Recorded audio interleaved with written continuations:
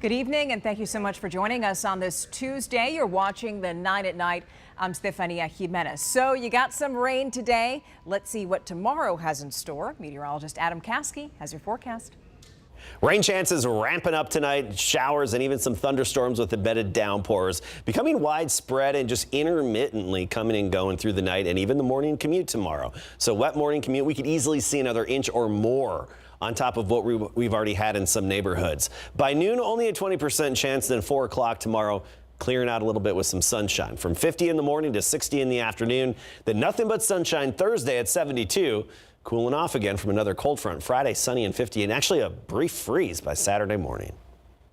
Right now, President Biden is addressing the nation as we speak. He's giving his second State of the Union. Tonight's speech includes a call for unity in Congress, as well as mentions of key legislation and proposals. Now, just moments ago, the president announced a new standard on construction material that's used in federal infrastructure.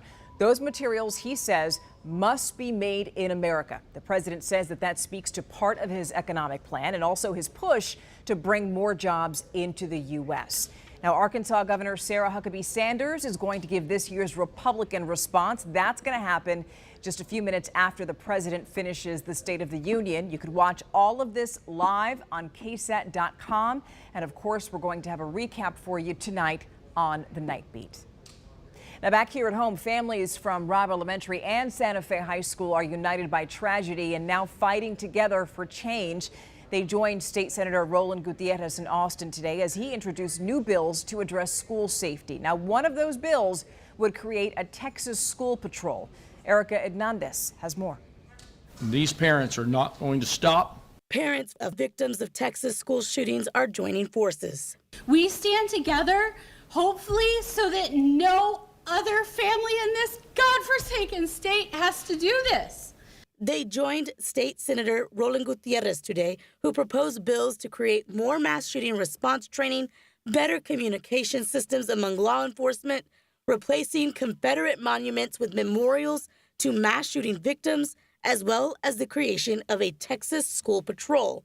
That patrol would consist of 10,000 officers, with at least one officer at every public school campus and higher education facility. Funding for the bills would total $4 billion, and the senator says the state has the money. We have an extra $50 billion. We're going to ask Department of State Health Services and others to figure a plan so that we can have adequate health care in rural communities. Last month, Gutierrez introduced bills sparked by the Robb Elementary School shooting aimed at increasing accountability, and he's not done yet. Next week, he plans to file another round of bills dealing with gun issues. Everybody in Texas needs to examine the complete and utter failure that happened on this day. Erica Hernandez, KSAT 12 News. And you know, San Antonio itself was reminded again just how important school safety is after a shooting took place near a local school today. So this was the scene shortly after 12:30 this afternoon. Bexar County deputies responded to the 12,000 block of Victorian Oaks, which is near Brennan High School in West Bexar County. Sheriff Javier Salazar says that two cars were shooting at each other and then took off towards the high school. And deputies thought at the time that someone might have gone inside. We came to the school. We initially made an all-clear notice, but then we received information that a text message came from within the school that there may be somebody armed inside the school. Now, the sheriff says that out of an abundance of caution, deputies re-entered that building and re-cleared the school. This afternoon, Sheriff Salazar said that investigators found one of the cars that was involved in the shooting. Nobody was inside at the time. It was miles away from the school. Also, investigators have someone in custody tonight, and they think that person is a student at Brennan High School. You know, you really got to feel for our neighbors. It's been a week since the winter storm brought down trees and power lines in our area. But some homeowners are still cleaning up. This is the Vintage Oak subdivision up in New Braunfels. Neighbors there are teaming up to pick up tree limbs and debris, and there was a lot of it. The heavy ice covered trees, which made them collapse from all of that weight.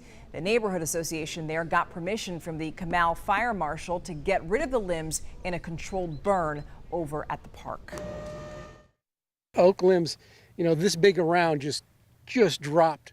And it's really kind of sad. Some of these trees are 300-400 years old. And I know my neighbors have some of those big, beautiful trees that you kind of see in this park, and it's like devastating.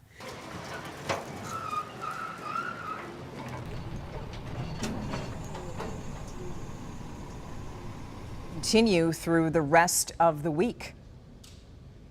So after a near miss on Saturday in Austin, airline passenger safety and air travel infrastructure were really the key points that lawmakers and industry executives spoke about on Capitol Hill. During today's meeting, Congress considered reauthorizing the Federal Aviation Administration and also draft a bill that defines the FAA's authority. Now, keep in mind that we almost had 2 plane crashes over a 3-week span. The FAA says that the country's aviation system is the safest in the world, but it also needs more money to update technology, train workers, also hire more pilots. It takes constant improvement to get to be the best. It takes constant improvement to stay the best. One major tool for aviation incidents is the cockpit voice recorder, which the National Transportation Safety Board told Congress that recordings from the almost crash in Austin are unavailable. The current voice recorders only hold 2 hours of data compared to Europe's, which, by the way, hold 25 hours.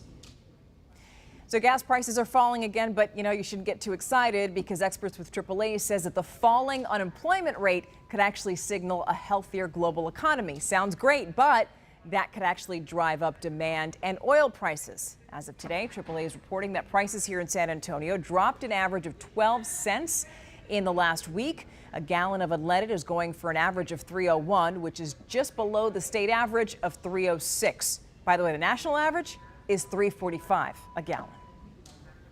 So this is really an adventurous way to save money, and that is to shop liquidation stores. You can find everything from clothes, toys, to small appliances for really a sliver of the retail price. 12 on your side's Marilyn Moritz takes us along for the hunt. This kind of shopping is part treasure hunt. What's the best thing you ever found? Tablet, and I found it for $5. Oh, these shoes right here. Look at these shoes. $5. And part sport. These folks are literally digging for deals. $2. Yes. Our first stop is Bargains Depot, a warehouse filled with bins stacked with stuff. Where do they get their inventory? So we get it from all the major retailers. So if you shop anywhere from Target, Wally World, Amazon, we've got it here more than likely and for a fraction of the price. Big retailers like Target, Home Depot, and Amazon unload their glut of surplus inventory and returned products to the secondary market, now a multi-billion-dollar industry. Over at the Deals Outlet bin store, we found everything from clothing to the bathroom sink. Leticia Rio scored a bag of flowers. Not even Dollar Tree has the flowers anymore for $1. So these were $1. They just love it. There's things that they buy at Walmart and they come back over here and it's like $8 and it's like $15, $20 at Walmart. So they're getting a good bite. So I picked up a few things, this book for $3, this Contigo water bottle for $7, and this big bag of velvet pumpkins. Combined, this stuff cost me about $27. I then looked up the price retail. That was $73. Before you bin shop, know this. Early bird gets the worm. These particular stores have new inventory on Fridays, and then the price drops daily. Check retail prices to be sure you're getting a deal. And check the item thoroughly because sales are final. Marilyn Moritz, KSAT 12 News. I know of one Texan that's not going to have to go to those liquidation sales anytime soon because they won the Powerball. But their $2 million prize is really just a drop in the bucket compared to the $754.6 million jackpot. And someone won all of that. That someone is from Washington State. Elsewhere, 5 tickets sold in Michigan and New York matched all 5 white balls to win $1 million each. A 6th ticket that was sold here in Texas is worth $2 million with the power play option. Last night's winning ticket numbers were 5, 11, 22, 23, 69, and the Powerball was 7. Now, coming up on the Nightbeat, concerns over counterfeit cash, the unexpected place that one woman says she received the bogus bills, and what one expert suggests you should find them in your wallet. Also, new leadership at Trinity University. The woman taking over at the top, and her vision for that school's future in her words. That's tonight on the Nightbeat. Well, we are out of time. The 9 at Night returns tomorrow. Have a beautiful night, and we'll see you on the Nightbeat with a recap of the State of the Union.